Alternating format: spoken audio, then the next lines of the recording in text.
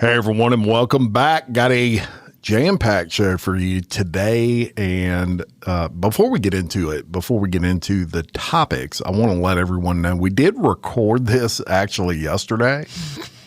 Did we though? We did. Did we, Jim? We did, but we had a problem. We only recorded video. There was no audio. So we were miming everything it was an interesting episode. Yeah, we were like, maybe they can just read our lips. Right. Make it real tough. So we are re-recording this today. Today is Friday, so we'll get this out as soon as possible. But to get into the topics, 5 people have been injured and 1 killed in the Mall of Louisiana shooting.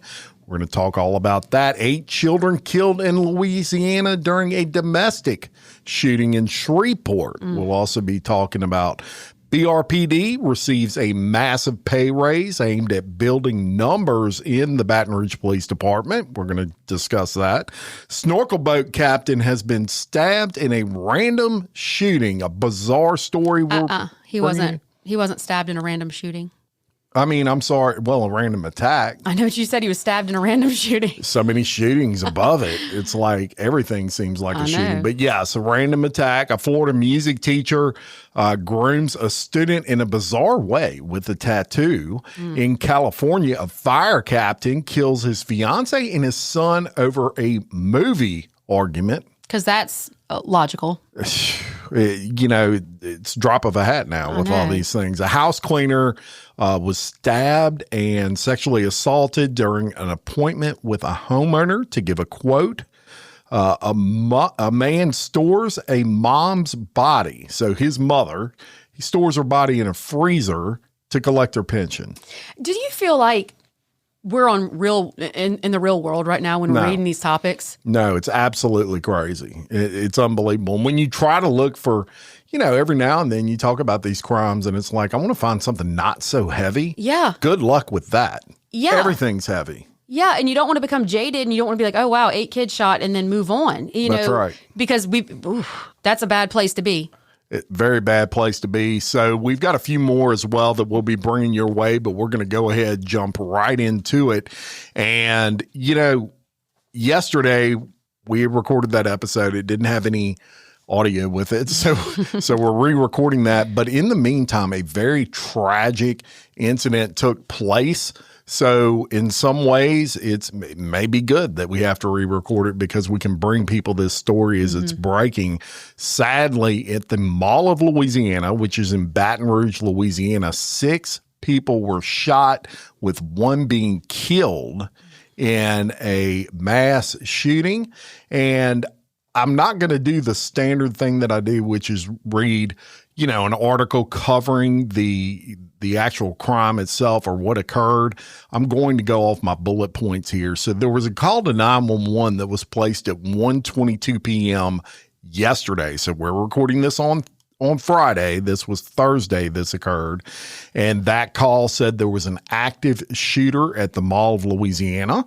Police then dispatched, obviously, multiple agencies to report to this. There was a huge police presence. They acted very quickly.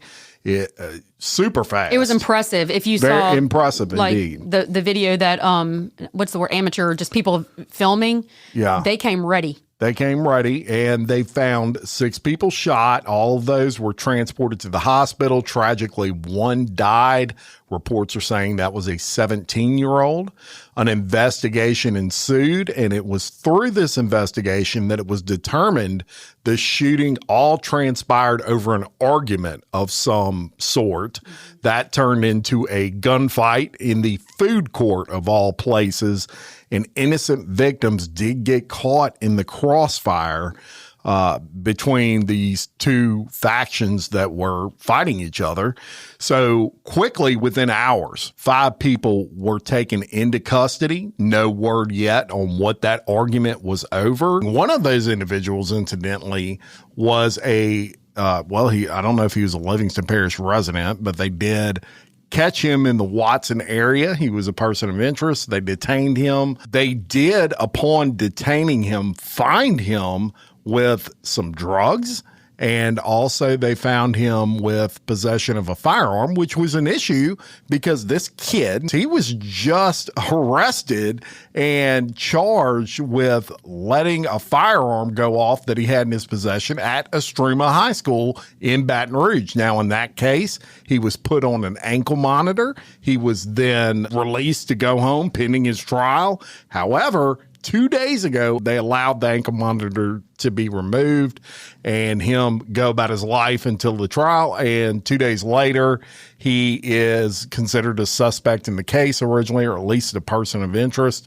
But he was arrested for the other charges. He was not technically arrested in this particular incident, although he is considered a person of interest. Kelly's going to pick up here and just say a little bit about a 2 p.m. press conference. Everybody came out, from the senator in Louisiana, Rick Edmonds, to the governor of Louisiana, Jeff Landry, the sheriff of East Baton Rouge Parish, Sig Gautreaux, and also the chief, T.J. Morse of the Baton Rouge Police Department. So give us a little bit on that. Like to your point, like you said, there was a lot of leadership that was in the room at this press conference, everybody from the top down. It wasn't like it was just a small press conference with a sheriff and maybe a homicide detective sitting there and giving out a little bit of information. So the point, I guess, if they were trying to make that they all were invested in this, was well made by who was behind the camera. Now, what was found out was that although they had these 5 people, those people have since, like Jim said, not been so much put in the spotlight, but a 17-year-old has now come forward and turned himself in. And this was 17-year-old Markel Lee. Now, he didn't turn himself in right afterwards. And from what I read in another report, he too came in with a lawyer in hand. But he has been officially charged with 1 count of first-degree murder, 5 counts of attempted first-degree murder, and illegal use of a firearm. Now, to that note here, everyone's like, oh, wow, he's 17 years old. Yeah, and they also have said that he has a juvenile criminal record, which I don't think is very shocking for me personally in this instance. The victims have not all been named, but they have been released on multiple outlets that we've looked at. One victim, 17-year-old Martha Elizabeth Odom, her autopsy report did come back and show that she was shot in the chest and did ultimately succumb to those injuries. And she was a senior, a senior in high school that was just on her senior skip day, and they came down, a little group of kids came down just to have some fun and go shopping. In this press conference, a lot of people came out, as you said, really preaching the violence in Baton Rouge has to stop. It appears they're drawing a line in the sand. And Jeff Landry, the Governor Jeff Landry, actually went off on judges in Louisiana. Of course, look, there's hundreds of good judges, I'm sure, but there are a few that have made questionable decisions. I want to talk directly about our judicial system. Judges hold enormous power, but they are not social workers with a gavel. They are the final gatekeepers of public safety. And I'm talking about both at the state level and especially in the Middle District at the federal level as well. People say, we cannot arrest our way out of this problem, and they are right. But we can sentence our way out of this problem. So let me be clear. Judges who continuously release violent offenders back on our streets, who fail to use the full authority of their office to protect the public, are going to be held accountable. When judges refuse to enforce boundaries or consequences, they're not rehabilitating anyone. What they're doing is abandoning young people until a tragedy like this becomes inevitable. And you know what? That's not justice. That's negligence. That's masquerading around as mercy. The people of Louisiana expect judges to uphold the law, to apply serious consequences for serious crimes, and to prioritize the safety of our citizens above all else. If a judge chooses to hand down weak sentences to known violent actors, if a judge decides to turn violent offenders loose with minimal restrictions, if a judge fails to treat gang-driven violence without the gravity it deserves, I am going to call them out individually, publicly, clearly, and directly. And I mean even the federal judges as well. Because when a judge fails to impose the appropriate consequences, that failure should not fall on the state. It should fall on the judge's shoulders. And when they fail to do their job, they put innocent people in danger. I'm asking the legislature for a full, while the session is going on, for a full and holistic review of our sentencing laws. I will support, again, reforms that ensure judges have both the authority and understand the obligation to keep dangerous individuals off of our street. We are no longer going to accept complicity on our bench. Everyone, including judges, will be accountable for public safety.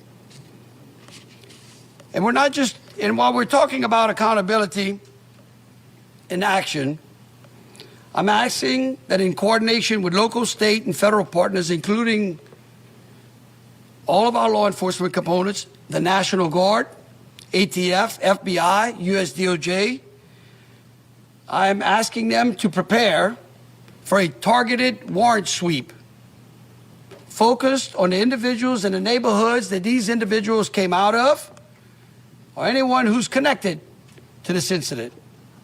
And I'm hoping that in the coming days, we will be executing warrants on every outstanding individual that is tied to this activity. No one is out there holding those judges accountable when they just continue to allow. It will not surprise me as the people who are involved in this, before it's all over, don't have an extremely lengthy rap sheet. We probably won't see all of the juvenile misconduct that occurred because we've hidden that from the general public. It's a debate that we had in the legislature last year. In fact, people that go into common places and decide to engage in that kind of violence, we should put them away for life. I'm done with them. It doesn't matter how old they are. Somebody has failed. It's not the government's job to raise these people. It's common sense not to go into a public space with a gun and start shooting around blindly.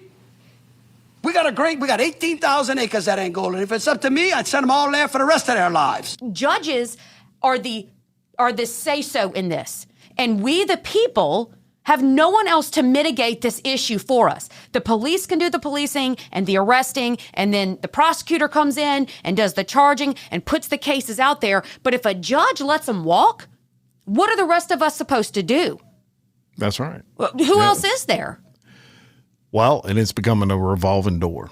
And that's not something you want in the criminal justice system. There has to be consequences. Look, when you're raising kids, you got to have consequences. Everything you do has a consequence. Your kids need to know that. Same thing in the criminal justice system. If there's no consequences or light consequences, you're not going to stop these people from doing what they're doing. So the state of Louisiana, or the leaders of the state of Louisiana, have reached out to the federal government, and they're wanting to do something like occurred in Washington, D.C. It sticks out to me where Washington, D.C. was crime-ridden, and it helped a lot. It does help. It's not going to help the long-term issues because I think a lot of this comes down to the parents. It comes down to the way these kids are raised. It comes down to parents letting their kids run all over the place and not paying attention and not being in their business, and they got guns and everything else in their possession, and their parents are just ignoring that fact. That carries a lot of responsibility here as well. And I also, when I was watching the press conference, I made the mistake of reading the comments that people, but I mean, they're voters, but that people were making in these comments. And I was seeing most of them probably aren't voters. Well, I guess old enough to be. Yeah. And I'm seeing comments like when Landry said, we can't arrest our way out of this, but we can sentence our way out of this. And people were like, oh, that's not the right thing to do. You can't just throw people away. Well, I have news for everyone listening to this. Martha Elizabeth Odom, 17 years old, her life was thrown away. Her life was thrown away. She lives no more. And so we have the fact that we have people that are almost, if you are going to say that that should not be handled at a maximum level, I don't care that this shooter was only 17 years old. You murdered somebody and you had choice and you chose to do it and you already had a criminal record as a juvenile. That tells me you don't learn. You are not a quick learner. You are, to me, you are actively going against anything that you are spiting and laughing in the face of any judge that you've gone before at this point. Right. That's all that tells me. Right. I mean, as a kid, I got my ass whooped whenever I acted up, and I was better for it because I was afraid of my mother. Me going before a judge was never even a thought. You hear me? Like never even a thought. Nailed it. You just nailed it. Yeah. And it's so your mother raised you to have consequences for things you did. These kids don't have that. I got a healthy respect for authority. Yeah. There are very limited cases in the world where I understand there are some parents out there who do everything they can and they are trying as hard as they can, and these kids are just uncontrollable. And I get that, but that's not the majority of cases. That's a small percentage of the overall spectrum of this. So that that's the long-term deal that everybody needs to focus on, is getting control of that situation. But this right now is like an epidemic in Baton Rouge, and the only thing that's going to solve that is something like a National Guard coming in there and just restoring order.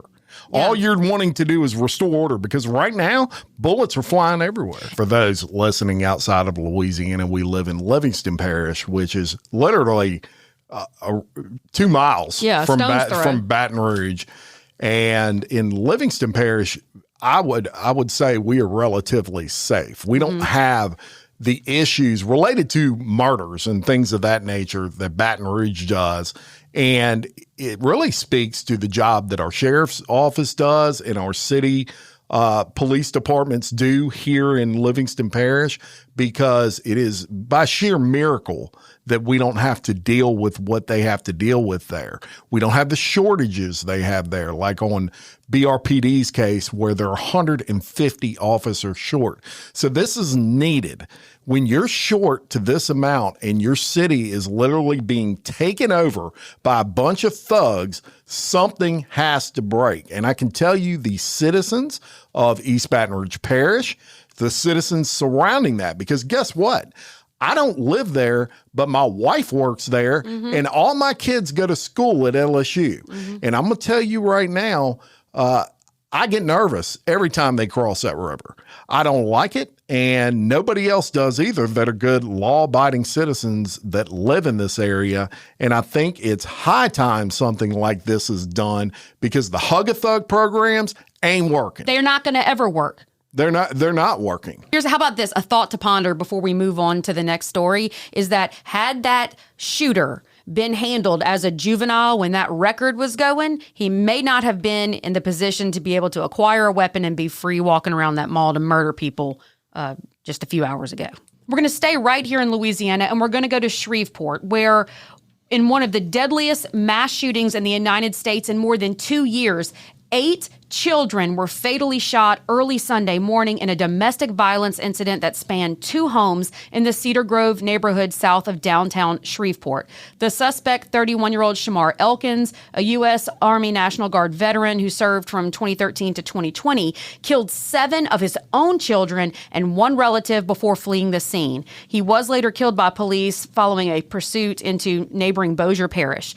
2 adult women, including the mother of 7 of the victims, were critically wounded but are expected to survive. And I have to say real fast that my heart and my thoughts and my immediate prayers are with this woman, because I don't know how you go forward when you are told all 7 of your children have been murdered. The shootings began before sunrise on April 19th in what authorities described as an execution-style domestic dispute. Elkins first shot a woman at one residence before driving to a second home where the children were gathered. 7 children were killed inside of the house. One child was found dead on the roof after apparently attempting to run, and another child jumped from the roof and survived with injuries. The victims identified by the Caddo Parish Coroner's Office were 3-year-old Jayla Elkins, 5-year-old Shayla Elkins, 6-year-old Kayla Pugh, 7-year-old Layla Pugh, 10-year-old Marcaden Pugh, 11-year-old Soraya Snow, 6-year-old Kadarian Snow, and 5-year-old Braylon Snow. The victims included 5 girls and 3 boys. 7 were Elkins' children. The 8th was his nephew. Family members described the babies as happy kids with friendly, sweet, and friendly and sweet. Shreveport Police Department spokesperson Chris Bordelon confirmed that 10 people were struck by gunfire in the incident, which police characterized as entirely a domestic incident. So Elkins and his wife were reportedly in the midst of a separation, and they were scheduled to appear in court the following day. Elkins, who did have a prior 2019 firearms conviction, fled the scene, carjacked a vehicle, and then he was pursued by officers before he was shot and killed by police behind a home in Bossier City.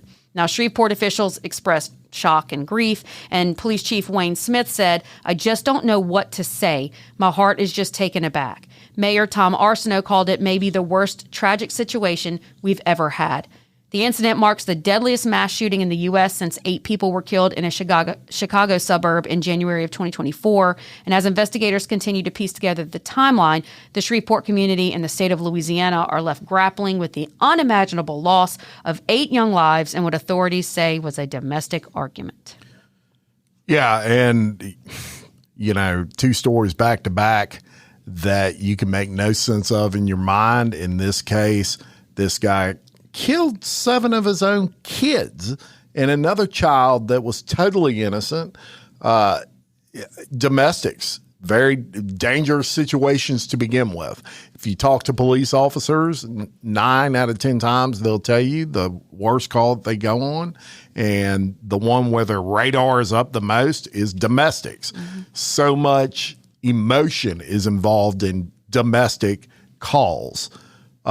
I can't make sense of this. There's not even, much outside of praying for these families that I can even comment and say. It makes absolutely no sense to me. It's like, calculus. And two things. He already had a prior gun conviction. Just like in the shooting at the mall, the guy that's a subject of interest right now already had a gun issue. Mm-hmm. Okay, this is not rocket science. That, I'm not saying that they could have prevented necessarily him going and doing a mass casualty incident like this, but the proof is that he's already got a conviction, and then still. But that only matters if you follow the law. Exactly. He obviously doesn't care about the law. Exactly. So the fact that he shouldn't have a gun doesn't play a role because he don't care. And this might be just on more of a personal note here, but it frustrates me in incidents like this whenever they bring up their military experience and they try to somehow work that into mattering, because when you go to shoot your children, I think that you've kind of there's plenty of honorable, great military servicemen and women, and they would never do anything like this. And I don't know why, but it irks me when they tie that in as if it was somehow related. Well, I think that there's 2 schools of thought there that maybe they're trying to get at. One, they're showing he had experience with guns. He knew his way around a firearm. If you're in the National Guard, you know how to shoot. You're trained to do all those things. That might have been one thing they were leading to, or they could have been leading up to maybe there were some PTSD issues going on with this guy that caused this. Obviously, I don't consider that any kind of excuse, but you never know with the media. Yeah, they could have said who worked at Walmart was it worth mentioning? It's probably worth mentioning because it shows that he was trained. I guess to that point I could, but he was also has a prior conviction, so we've mentioned that he used guns before too. So I get what you're saying there, but I don't know. I just don't like that it seems to kind of shed light on something that not, that there's good people that I don't know. I want that to reflect. Yeah, to reflect on that. But good luck in hell, man, because this is unacceptable, and there's nothing you can ever say that would excuse that behavior.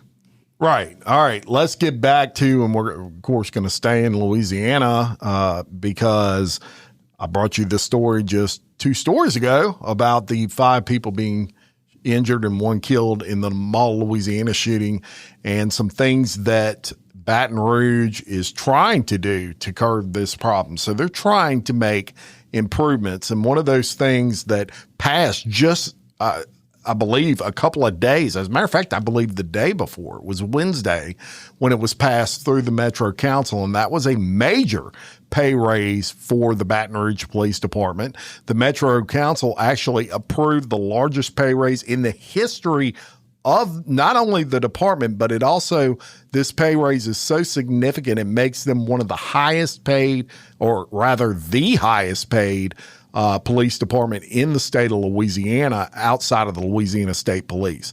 So under the approved plan, starting salaries for police officers will increase from approximately $40,000 to $41,000 a year, which is, I couldn't believe they got paid only $40,000 a year to police freaking Baton Rouge. I know. But it's looking good now. It's going up to $58,000 a year annually, and after their first year of service, they could earn up to $65,000 a year. Now, all sworn personnel will receive at least a 15% raise, many receiving more.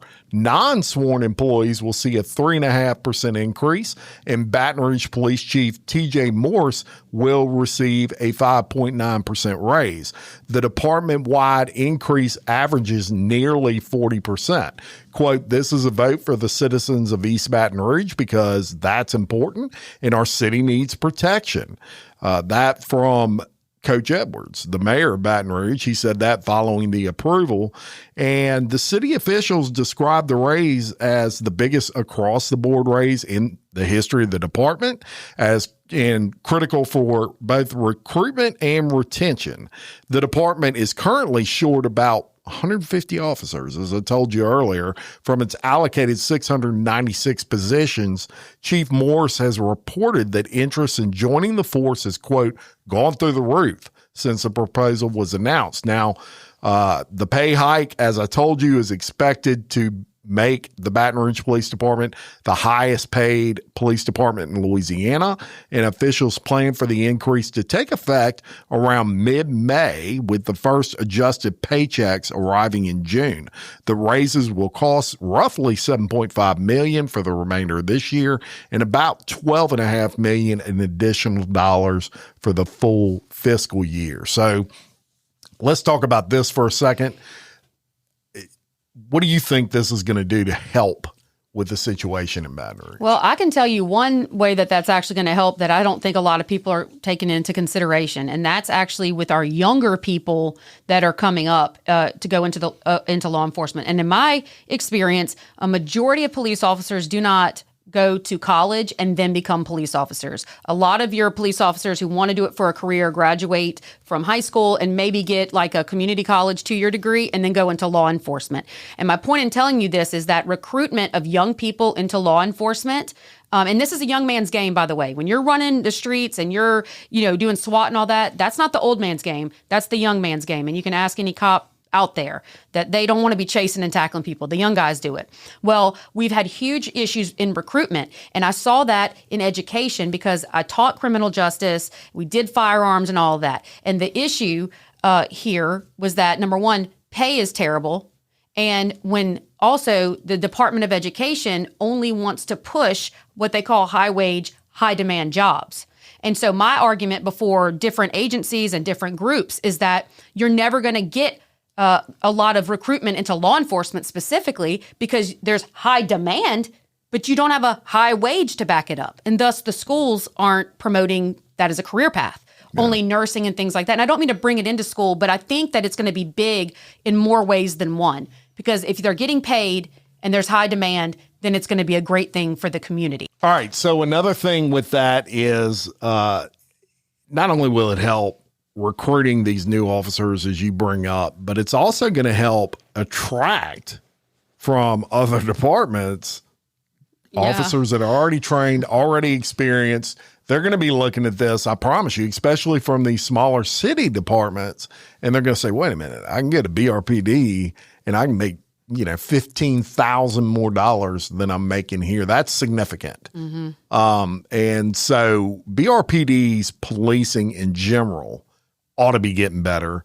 It should be getting better. And actually the mayor of Baton Rouge was in this studio a couple of weeks ago and said, with that raise comes higher expectations. Yeah.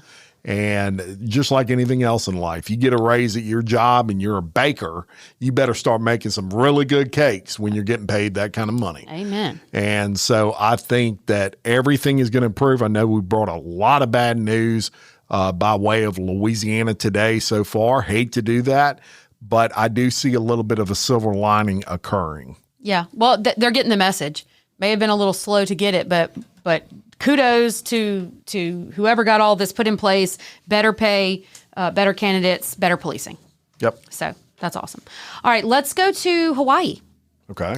A peaceful 3-hour snorkeling tour off the Big Island's Kona coast turned into a nightmare Thursday afternoon when a 21-year-old Kansas tourist allegedly grabbed a 10-inch fillet knife from the boat's galley and repeatedly stabbed the captain without warning or provocation.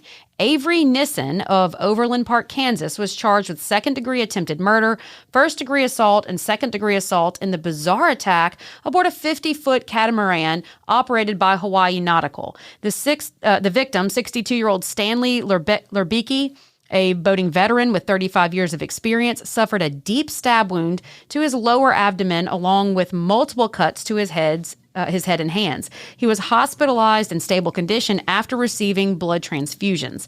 The incident occurred as the private charter carrying Nissen, his mother, and a sibling was just 30 minutes from returning to the harbor when Nissen stayed aboard the boat during a snorkeling portion where his family had entered the water. Witnesses told police he suddenly entered the galley, took the fillet knife, and attacked Lerbicki from behind.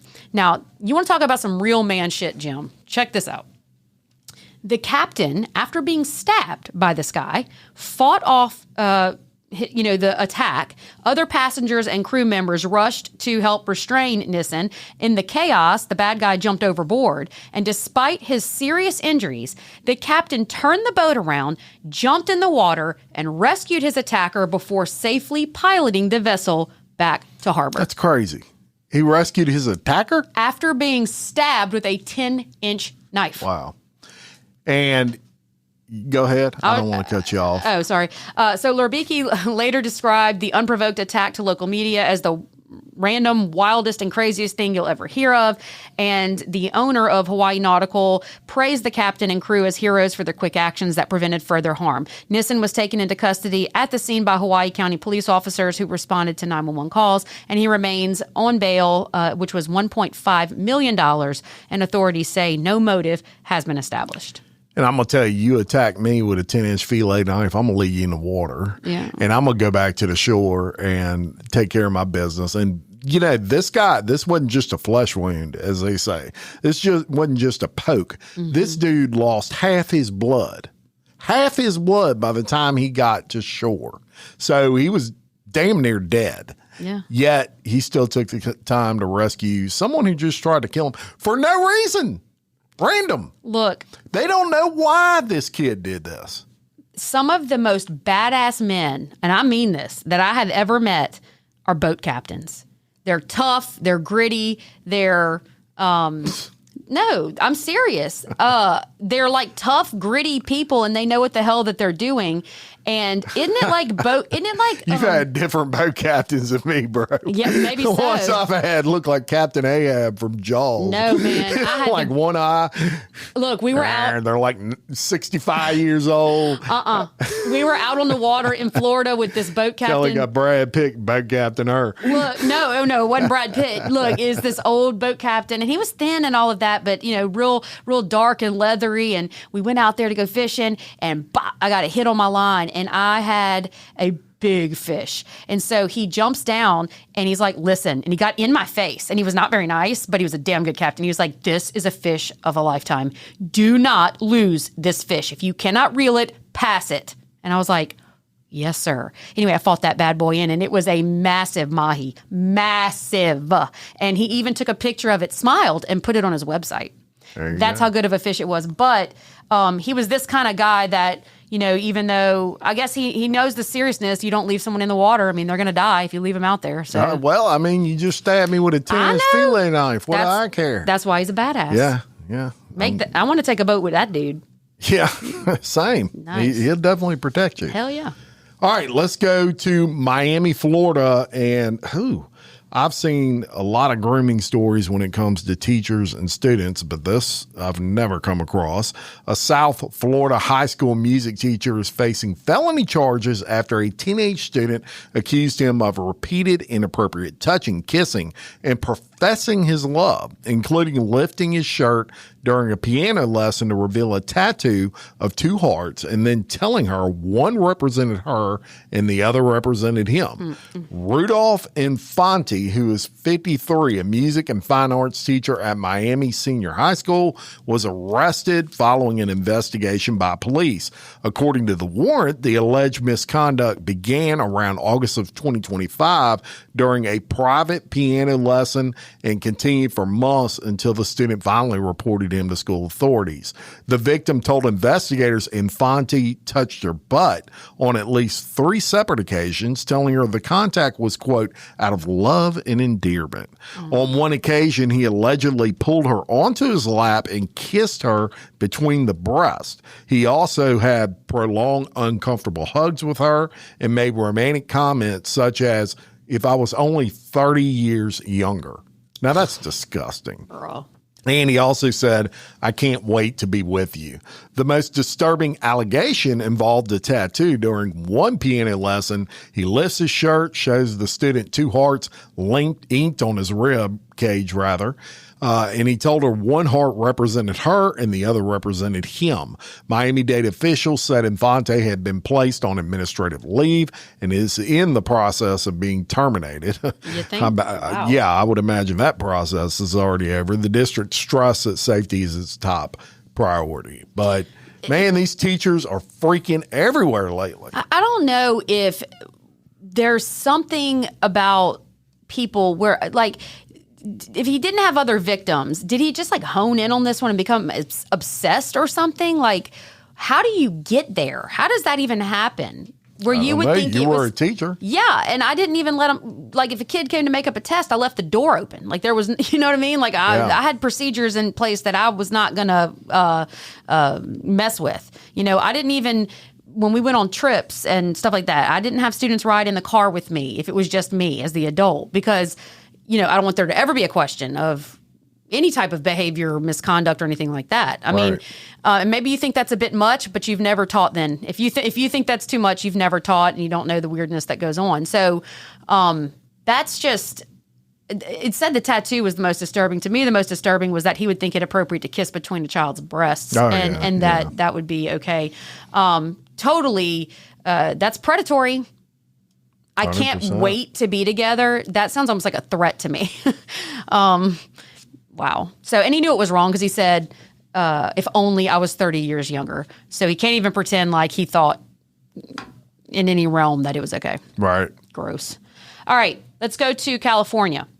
A former California fire captain was sentenced to multiple life terms without the possibility of parole Friday after he pled guilty to the brutal August 2025 murders of his fiancée and her young son, killings that stemmed from a heated argument over the betrayal of a firefighter in the Christian movie Fireproof. Jim, I fall asleep during movies all the time. I don't think I've ever been awake long enough to get into this type of argument.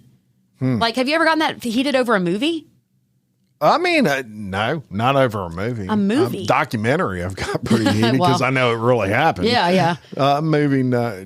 But this is wild. I've never got heated enough to kill somebody. No. That I'm aware of. That you remember, huh? Yeah. All right, so Darren McFarland, 47, a longtime CAL FIRE captain with the Amador El Dorado unit, was sentenced in Superior Court to 2 consecutive terms of life without parole, plus an additional life term 50 years to life, and 15 years for the first-degree murders of Marissa Herzog, 29, and her son Josiah. Now, the deadly confrontation unfolded on the evening of August 21st of 2025 inside the family's Cameron Park home.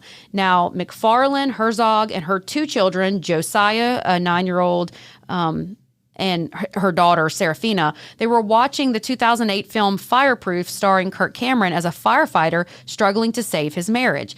Prosecutors said that McFarland became enraged at how the on-scene firefighter was depicted as selfish and flawed. The argument escalated when Herzog tried to dial 911. Now, McFarland decided at that point that he would attack her, strangle her, before then shooting her multiple times. He then turned the gun on Josiah, who was also fatally shot. The 9-year-old daughter survived after begging for her life and was hiding during the rampage. McFarland fled the scene but was arrested days later in Mono County. He was charged with 2 counts of murder and other felonies. Court records show he pled guilty as part of a resolution that spared the surviving daughter from testifying. The DA's office described the killings as brutal and said the sentence ensures McFarland will never walk free. Family members of the victims spoke in court about the unimaginable loss, calling Marissa and Josiah loving, kind souls whose lives were cut short in a moment of rage. McFarland had no prior criminal record that would have flagged him as a threat, according to authorities, and he had been in a relationship with Herzog for several years and lived with her and her children. Yeah, I've never seen that movie. I think you've seen it. Have you? I love that movie. It's a great one. I used it. So the whole motto of that movie, if you don't know, is you never leave your partner in a fire, and it's kind of a metaphor. So in firefighting, when you go into certain types of fires, you have a partner and accountability. And no matter what happens, you remain true and accountable to that partner because your life depends on it. And so that's the metaphor for the movie, is you never leave your partner in a fire, no matter how bad it gets. So you're watching a movie that's about the antithesis of what you're about to do, and you get mad about a fictional character's representation, and then you turn and go postal? Yeah. Again, another story you just can't make sense out of. Totally tragic. A firefighter at that, someone who is supposed to be protecting lives, not taking lives, obviously, and you can't make sense of that. His own child. I mean, his own kid. Kills his own kid. Well, I mean, it's his fiance. It's his fiance's kid, but it's going to be his kid. Touche. Yeah, I mean, a child in general doesn't even matter. True. But like how he looks like Farley from Super Troopers, but I mean, how you get. You'll sacrifice your family for a fictional character's role, and you're mad that he looks selfish, and then you are selfish. Maybe what you saw, buddy, was a mirror reflecting yourself, and that's what set you off, because you sound like you are selfish. Well, he got a life sentence for it, and good for him. Yeah, and you deserve it. That took place in California, and in California, you should never know. It seems like a lot of people commit murders and don't get life sentences, unfortunately, in California. So glad to see that they came to their senses, at least with this guy, and realized he don't need to be walking amongst the free. So let's go to another story. And look, we have a crazy cleaning lady who is a major TikTok star. So if she's listening, she'll Samantha. go follow her on TikTok. Miss Samantha really loves the show, and she does. I don't know what her process is, but I'd be interested in knowing what her process is when placing bids, because we're going to go to Ohio, Canton, Ohio, actually. Kelly, do you know what's in Canton, Ohio? I do know now because of our previous recording that failed, but the Football Hall of Fame. The NFL Football Hall of Fame. And y'all yesterday, she had no idea. And I'm like, I didn't. I felt like an idiot. I did. No, you weren't an idiot. But I'm sure a lot of people don't know, but I don't know, man. People are probably like, what? She didn't know Canton was home of the Pro Football Hall of Fame? When I think Canton, Mississippi. Yeah, no, different one. This is Ohio. And I'm going to tell you a story about a 23-year-old Canton man who has been arrested for multiple felony charges after he met a cleaning lady at his house and decides it's a good idea to stab her with a screwdriver in the eye and then repeatedly sexually assault her. All of this taking place, this meeting, through a messaging app. So what happened was the victim in this case, she gets a message from Ezekiel Jackson, who is 23 years old. And Ezekiel Jackson basically says, hey, I need to get my house clean. Can you come over and clean my house? The victim, she says, well, I need to get an estimate together. And rather than him sending pictures, which is what I would assume occurs in most of those cases, she does end up going to his house to give this estimate. She goes in there and he just flat out hits her in the face with a screwdriver. That caused a facial fracture and a severe injury to her left eye. He then forces her into the bedroom and he sexually assaults her from 10 o'clock in the morning to 5 o'clock in the afternoon. Imagine that. Absolute nightmare. Over and over again. But here's where it gets really crazy. And actually, this lady, shout out to her for being quick on her feet as far as thinking concerns. She convinces him to drive her to the hospital. And this guy basically says, I'm not going to drive to the hospital because you're going to tell on me. Yeah. And she says, no. I got a whole story. I won't tell on you. What I'm going to tell them is that we're in a relationship and you kind of follow me around while I clean houses, and my injuries on my face, I had fell while I was cleaning, and that's what caused these injuries. I fell on the screwdriver and it went in my eye. And well, this moron, Ezekiel Jackson, thank God, he's like, you know what, that may work. And he's thinking, maybe I can get out of all this trouble. And so he does. He takes her to the hospital, and as soon as she sees two officers, she does what she should have done, which was, hey, this dude tried to kill me and sexually assaulted me throughout an 8-hour period today. And he gets arrested and goes to jail. good. I think that is wonderful. Way to take action. Kudos to this victim that you may be victimized, but you do not have to remain that way. She thought through it, and everything she did worked because it saved her life. Yeah, it's really amazing. Well You done. bought that story. It was smart. She didn't panic. And I mean, I'm sure she was completely panicked during the time, but to be able to have the wherewithal to convince him, hey, it's all going to be okay. You just need to bring him to the hospital. It is pretty good stuff. And that story had me thinking about what could we suggest maybe to people that are in careers like that, like our realtors and people that go into houses and clean houses. Yeah. And I actually think might have thought of something that you should have mandatory check-ins every so often with whomever it is, though it's non-negotiable, it's a mandatory check-in.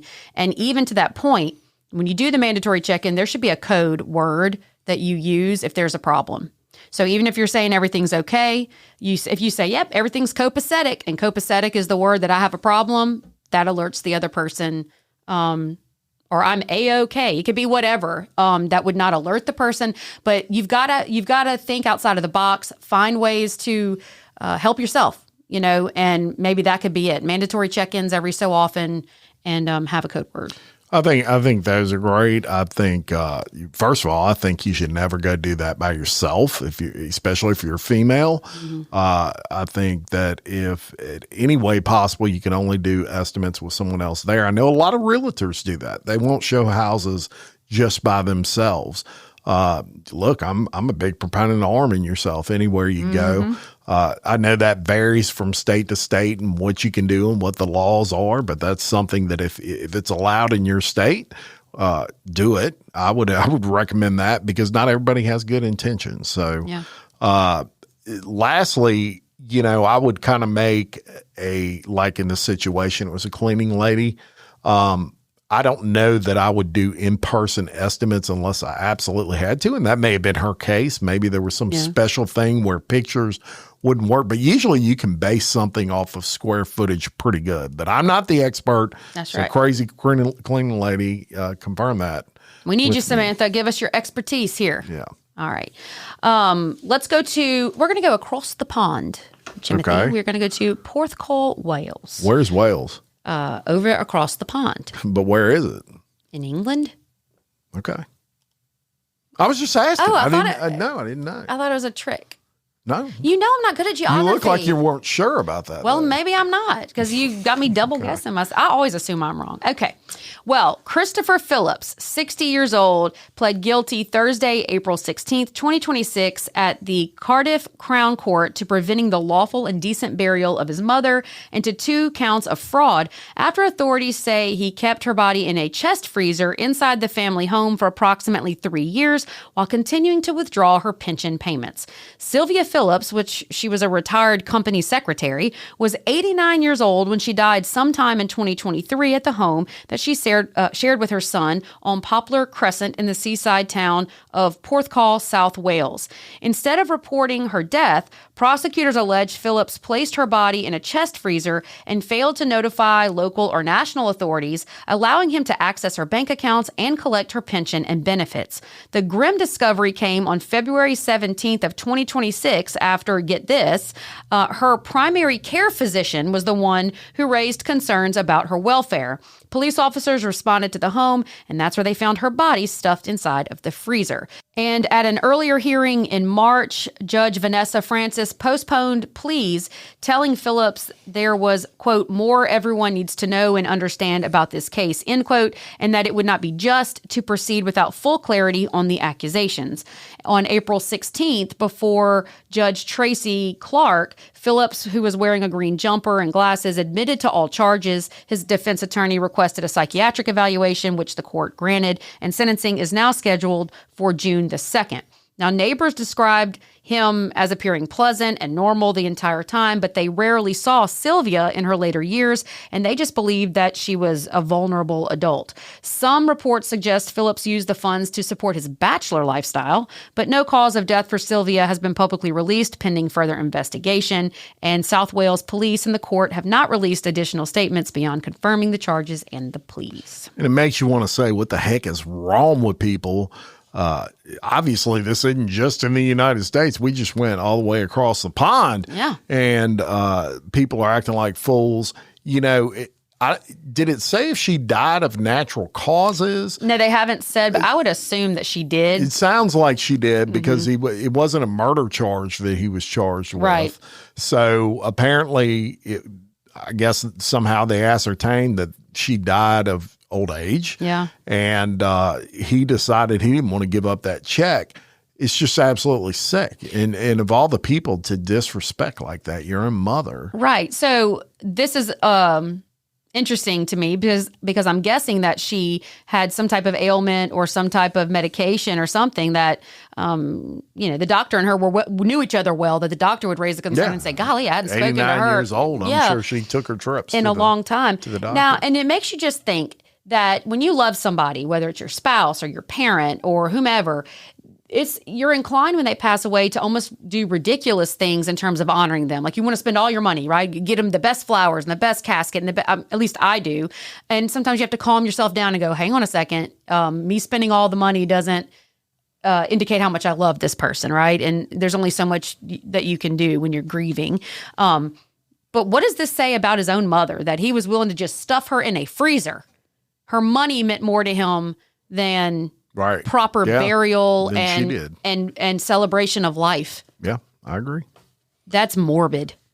It is. Okay, so let's go to another story that is, I guess, a little lighter. It's not a murder or a death per se, and we're going to go to California. And I'm going to tell you about 3 guys. Wait, is this a new segment that we're doing? It's going to be called You Can't Make This Up, because you can't make this up. You can't.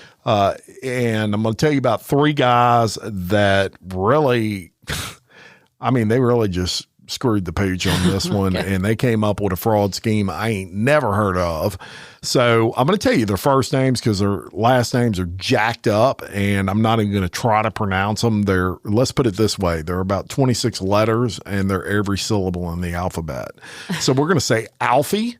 We're going to say Reuben, and we're going to say they. And these are the 3 guys, and they pleaded no contest to insurance fraud. So what were they doing, you may ask yourself? Well, I don't know. I probably can't make it up. Apparently, these guys had some money, and they had some expensive cars. As a matter of fact, They had a 2010 Rolls Royce. And I guess they decided that they were tired of that car and they wanted some insurance money from it. So rather than going and wrecking it somewhere like most people would do, or burning it, they figured that would be too obvious. So they decide that they're going to dress up in bear suits and put on claws, actual bear claws with like razors on the end. Picture like Nightmare on Elm Street. Yeah. So they put on the Nightmare on Elm Street gloves. In full costume, they go into the vehicle and they just tear the shit out of the interior of this thing to with the point. fake claws. Yeah, where it's practically worthless. And so for their trouble, they actually got paid by this insurance company $50,000+. And so then the police determined, wait a minute, this is all a scam. And the way that they determined that was they did it with several cars. So these geniuses decided that, okay, this bear thing works. So we've got another car here and we're going to attack it with a bear costume. And they put on the full costume when they're doing this. Can you see them like digging like a dog in the couch with their fur costume on? So they put on these costumes and they do this. And what are the chances of you having 3 vehicles and all 3 vehicles getting attacked by a bear and the bear getting inside the vehicle and tearing up the interior? Well, that's what they did. So that's where the brain cells stopped with these 3. Obviously, insurance companies are going to say, wait a minute, 3 bears attacking 3 different luxury cars is not going to happen in real life. The chances are 0. They get caught and they are now in jail, and they all have restitution of over $50,000 each to pay when they get out. All right, so I'm going to quiz you on something. And how y'all like that? The last 2 stories, before Kelly says that, the last 2 stories I didn't even read. You did great. I just I like the told ad lib. the freaking story. It's like you knew it already. Yeah, I did. I knew it. All right, I'm going to quiz you on something. If you were going to go online and you were going to buy a realistic bear costume, adult grizzly, movie quality, fake fur, handmade, how much did that costume cost? $2,500. Higher. Well, tell me. Don't leave us in suspense. Be lame. I don't think people want to sit there guessing $4,194 for a bear costume. Yeah. Yep. Well, I'm not paying $5,000 to commit fraud. You know what I'm saying? Like, I'd rather leave food in there and let a real bear tear it up. Well, if you pay $5 to get $55. Oh, well. You know, that seems like a good investment. But you're dumb if you do it 3 times. First of all, you shouldn't be doing it once. Don't get me wrong. Frowned upon. 3 times. If you get away with it once, consider yourself lucky and move on. Yeah, go goat the second time or something. Yeah.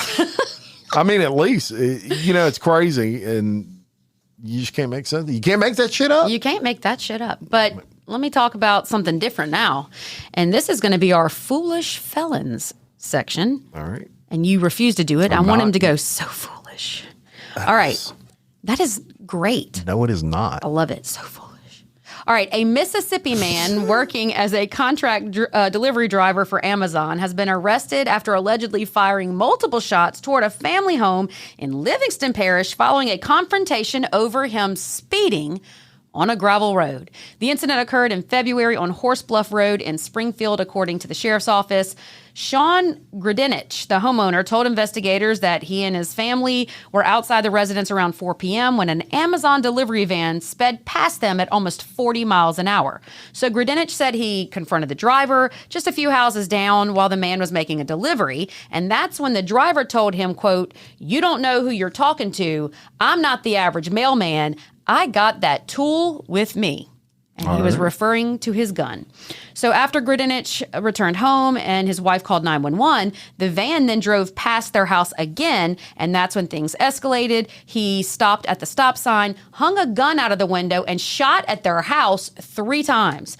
Gradinich said he saw the gun come out of the window. He was a ways down the road, but he did shoot at us. Now, luckily, no one was injured, but Gradinich went to go chase and pursue the Amazon driver, but 911 smartly advised him not to do that. And obviously, he's not scared to shoot his gun, and Gradinich said for about 2 weeks, his wife was scared that he was going to come back. Now, detectives were able to identify the driver as 35-year-old Jared Tillman of Jackson, Mississippi. and LPSO obtained warrants for his arrest. Did you just sing Jackson, I Mississippi? can't help it. It's the song. Jackson, Mississippi. I'm to Jackson. All right. This is serious. We sorry. should get back to this. Let's get back to the seriousness. So foolish. All right. On April 15th, Tillman was taken into custody with assistance from the U.S. Marshal Service, and he was booked into the Madison County Detention Center. Now, he is expected to be extradited back to Louisiana, and he's going to be put in our local LP detention center. During our investigation, according to the sheriff, the complainant said that when he told the driver to slow down, that's when the driver produced the firearm and began firing rounds in the direction of the complainant before fleeing the area. Now, the investigation remains ongoing. Specific charges have not been publicly detailed at the time that I am covering this case, and the Amazon company issued a statement confirming that Tillman was not a direct employee for them, but he worked as an independent delivery service partner, which is like a small business that's contracted out to make those deliveries. And so Grudinich expressed disbelief, saying that, it's just kind of mind-blowing that an Amazon driver would shoot at you. Yeah, it really is mind-blowing. And look, I get along with, I have two different Amazon drivers. One is a female, one is a male, and they are both cool. And I talk to them all the time, and I could never imagine them shooting at me. As a matter of fact, next time I see them, we're going to have this conversation. I'm going to ask them if they knew that dude. But these contract companies that are contracted by Amazon, obviously, they're so freaking busy. Yeah. They can never hire enough employees to have enough drivers to supply getting your packages to you in one day, which a lot of times when I order it's one day later, I end up with it. It blows my mind how quick it is. Yeah. So in those cases, obviously they have to hire these contract companies. And when you hire those, you do some sort of due diligence. I mean, I'm sure they check their criminal record and stuff like that, but they don't have a record. You don't really know who you're dealing with. Yeah. It's not like they're sitting down with human resources at Amazon talking about, their family and what they do in their spare time. So you are going to have situations like this where maybe you deal with someone that's not living with a full deck and they decide they're going to shoot at you for yelling at them for speeding. Yeah. So foolish. Yeah. What are your thoughts on it? Well, I think you didn't say a whole lot. Yeah. Well, I mean, it's just ludicrous. It's absolutely ridiculous. And then it makes you wonder if they're willing to shoot at you. My mind actually went to, I wonder if these are the same ones stealing my packages that don't arrive at my house. Right. I'm not saying they are, but well, of course they're not. You're paying good money to have stuff delivered to you, and then I've never had a package stolen. Never. That I can recall. I don't think I've ever had a package stolen. I've had misdeliveries, which ended up a really kind of neat thing because I just posted a picture online when I couldn't find the package, and I knew the window in the picture wasn't my house, and I couldn't figure out what it was. So I just happened to post it on Facebook and say, "Does anybody know where this is? Because I can't find this package." And it ended up being the church that my next door neighbor is the pastor at, and so he said, "Oh my gosh, wow. I know that window," and he brought the package home to me. Oh, you're very lucky. Very. Because that is like a needle in a haystack. I know. And I don't know what package. Was it something valuable? It was. I had ordered some stuff actually through the school that was for the school. It was for a cart that I kept for students where I would fill it with like ponytails and deodorant and stuff like that. And it was like a 600 pack of ponytails. Man, somebody would have been mad if they'd have stolen they'd been mad as hell. Off the porch. They'd have been like, "What?" That's why they'd start shooting at me. That's like, Why you ordered this stupid thing? That's like when you get those storage units. I would be the person that bought the storage units with like newspaper in it. Yeah. Or old paint cans. Rats. With like half paint trash in them. Yeah, it would be. And then the person next to me would get a Maserati in their storage unit. Or a bear suit. Hey. Apparently I can sell that for $5,000 or so. Now you've been educated fully and in a full circle here. All right, any final thoughts? Yeah, I keep your head on a damn swivel. That would be my final thoughts for today. You never know what's going on, and you need to be aware of your surroundings. Okay, well, I also have a final thought. Okay. Mine is a little more of a pleading towards keep these victims in your thoughts, in your prayers throughout these shootings that I discussed today. We were very Louisiana-centric today. We covered, I believe, 5 crimes right here in Louisiana. Two of them, all of them are horrific in one way or another, but two of them extremely horrific. Hopefully that is going to get better. And thoughts and prayers to all the victims and the families of the victims and all the people that do and love these people involved in these shootings. 100%. And you can guarantee that as far as citizens doing their due diligence, when we go to vote or to make decisions or who's going to be in power and what type of policy you like, these cases right here will absolutely be supported by me and by Jim and by the people. We care That's about right. all of these people. And that's right. And just to wrap that up, that's why it's so important that you vote. That's why it's so important you know the feelings of the people you're voting for. Don't just make it a popularity contest. Just because somebody has a name that everybody's heard of, that doesn't mean their policies line up with your policies or what you would do in a situation. And especially in the judges, how many crimes do we cover where, look, some judges are great, and I would vote for them 10 ways from Sunday, but there are some out there that their decisions call into question whether it lines up with your personal beliefs. So just make your voice heard. Yeah, it's absolutely. important. A little ounce of research can go a long way, guys. That's right. Until next time, I'm Jim Chapman. And I'm Kelly Jennings. And we're your host of Crime Wire Weekly.